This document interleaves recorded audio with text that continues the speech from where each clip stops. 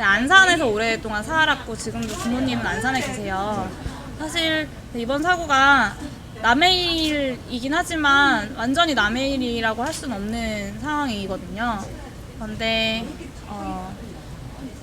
그 지금 처음에 언론에서 엄청 자극적으로 보도가 되고 너무 많은 사람들이 죽었고 어딜 가든 다 세월호 이야기만 하고 이런 것들이 좀 괴로웠어요. 괴로워가지고 사실 좀 이렇게 안 보려고 하고 뉴스 같은 것도 그랬었는데 박근혜 대통령에게 직접 가서 얘기하겠다라는 학부모들을 300명의 경찰이 막아서는 걸 보고 좀 많이 화가 났었고, 그래서 지난주 목요일에 갑자기 좀 급하게 대자보를 쓰고 대자보를 붙였고, 그래서 그냥 목요일 금요일은 그렇게 지나가다가 그 가만히 있으라는 말 딱 그 한마디가 이번 사고에서 사실 정말 많은 그 사망자를 낸 딱 한마디였던 건데 그 말을 곱씹으면서 가만히 있으면 안 되겠다라는 생각을 했고요.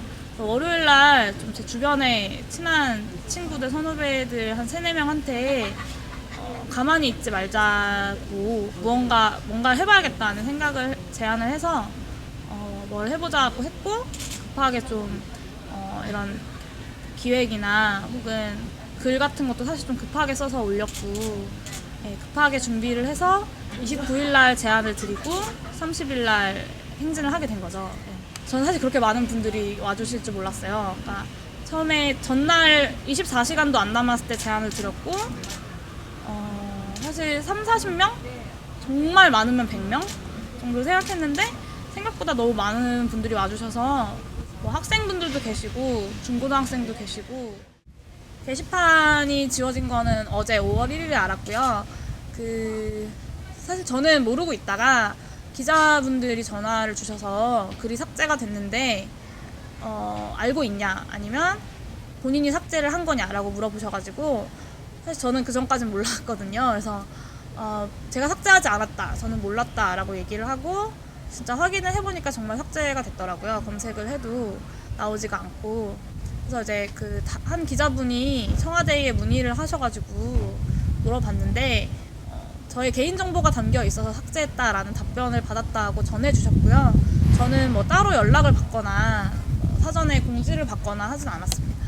경찰인지 아닌지 모르겠지만 어쨌든 그런 식으로 차에서 체증을 하고 이렇게 가고 한다는 게 사실 뭐 두렵긴 하죠.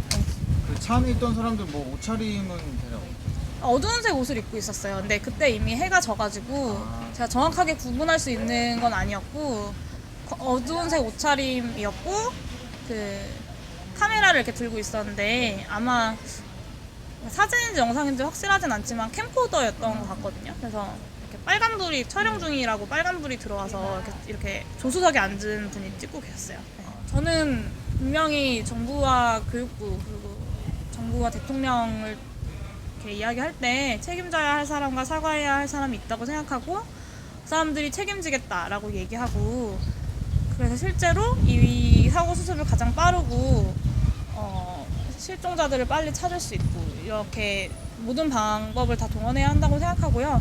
그리고 그 이후에도 어쨌든 계속해서 이런 사고가 반복이 되는 거잖아요.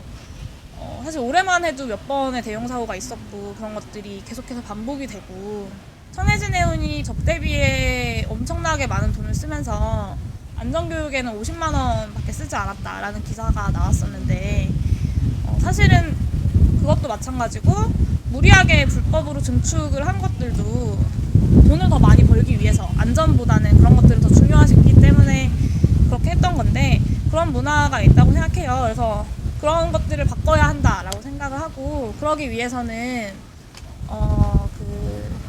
가만히 있으라는 그 세상의 명령이 아니라 가만히 있지 말아야 한다. 가만히 있기 꺼림칙한 사람들이 실제 가만히 있지 않고 작은 무엇인가라도 해야 한다라고 생각하고, 저의 글을 보시거나 혹은 침묵시를 보시거나 침묵행진을 보시거나 뭐 다양한 루트로 이 소식을 접하시는 분들이 꼭 한 번쯤 정말 이대로 가만히 있어도 되는 걸까를 생각해 주셨으면 좋겠습니다.